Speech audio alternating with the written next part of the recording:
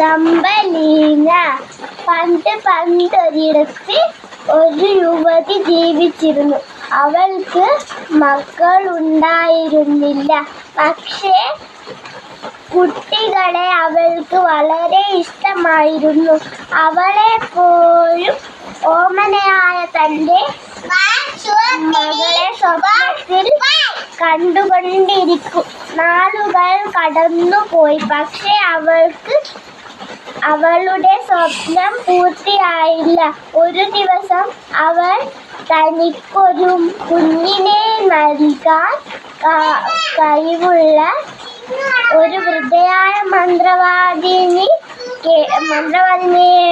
കുറിച്ച് കേട്ടു. മന്ത്രവാദിനിയെ കാണാനായി അവൾ പുറപ്പെട്ടു. അവൾ വളരെ കഷ്ടപ്പെട്ട് അവൾ മന്ത്രവാദിനിയുടെ അടുത്തെത്തി.